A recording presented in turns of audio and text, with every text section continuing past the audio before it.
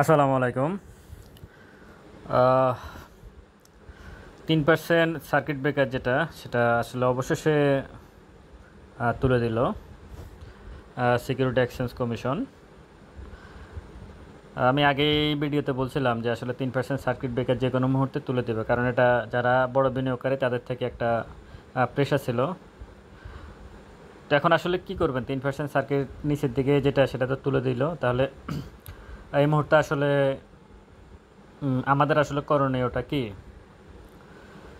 সর্বপ্রথম হচ্ছে 3% circuit breaker তুলে দিছে, এটা আমি মনে করি বাজারের জন্য ভালো। হয়তো অনেকেই ভয়ে আছেন যে আসলে কি করবেন, আপনারা কেউ লসে কোনো শেয়ার সেল দেবেন না।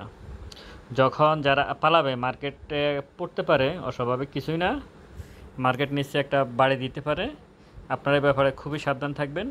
লসে কোনো শেয়ার মানে সেল করবেন না। লস কিন্তু এখনও শুধু ব্যাংক সেক্টরের শেয়ার ছাড়া, আশা করি আপনারা পুরো ভিডিওটা শুনবেন।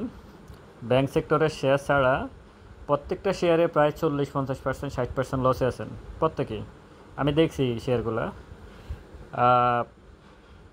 ইঞ্জিনিয়ারিং সেক্টর, সিমেন্ট সেক্টর, সবগুলোতে না, কিন্তু বেশিরভাগ শেয়ারে, মিউচুয়াল ফান্ড, হ্যাঁ, যেমন টেক্সটাইল, ইঞ্জিনিয়ারিং সেক্টর, এই দুটা সেক্টর অনেক বড় সেক্টর, কিন্তু বেশিরভাগ শেয়ারেই অনেক নিচে পড়ে আছে।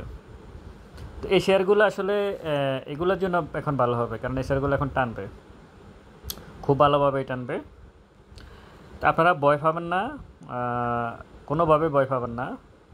আপনারা লসে কোনো শেয়ার সেল দিবেন না, প্লিজ। আপনারা কেউ লসে কোনো শেয়ার সেল দিবেন না। লসে শেয়ার সেল দিবেন আসলে ক্ষতিগ্রস্ত হবেন, কারণ মার্কেট এখন যেহেতু ভালো হচ্ছে, নিশ্চয়ই সিকিউরিটি এক্সচেঞ্জ কমিশনের চেয়ারম্যানের সাথে যারা মিটিং করছে তাদের সাথে পজিটিভ একটা সমাধান হয়েছে বিদায় এখন সার্কিট ব্রেকারটা তুলে দেওয়া হয়েছে। কারণ এটা নিয়ে অনেক কথা হয়েছিল, আমি আগের একটা ভিডিও আছে 3% সার্কিট ব্রেকার তুলে দিতে পারে। তো এই ব্যাপারে আপনারা একটু সাবধান থাকবেন আগামীকালকে মার্কেটের জন্য। কোনোভাবে আপনারা সেল দিবেন না, এটাই আমার অনুরোধ। আর মার্কেটের ওভারঅল পরিস্থিতি যেটা সেটা ভালো।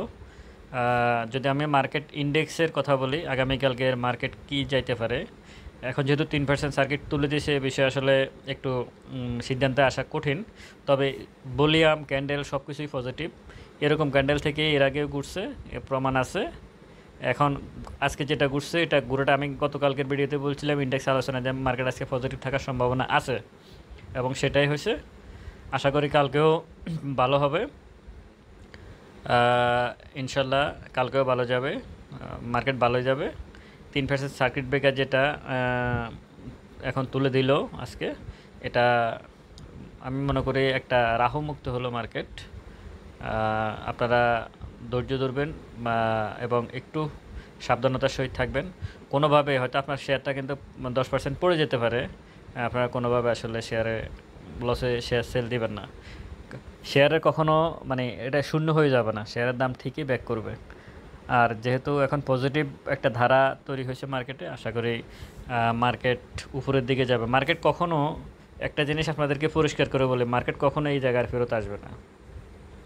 5200 ইন্ডেক্সে মার্কেট কখনো ফেরত আসবে না, এ ব্যাপারে আপনারা নিশ্চিত থাকেন। হ্যাঁ, কালকে হয়তো আপনি রেড ক্যান্ডেল দেখতে পারেন, অনেক বড় একটা রেড ক্যান্ডেল হইতে পারে, আবার পজিটিভও হইতে পারে। কালকের অ্যানালাইসিস আসলে বলাই মুশকিল যে কী হবে, কিন্তু এখানে মার্কেট আসবে না। যেহেতু এটা আমরা সবাই এটা ফেস করে 5200 ইন্ডেক্স ফেস করে উপরের দিকে গেছি, এখন ভয় পাওয়ার কোনো কারণ নাই। এখন ভয় পাওয়ার কোনো কারণ নাই, কারণ এখানে আর ইন্ডেক্স আসবে না, এখান থেকে বাড়বে ইনশাল্লাহ, এই আশাবাদ ব্যক্ত রাখি। আগামীকালকের জন্য আপনারা একটু ঠান্ডা মাথায় সিদ্ধান্ত নেবেন। ভালো থাকবেন সবাই। আসসালামু আলাইকুম।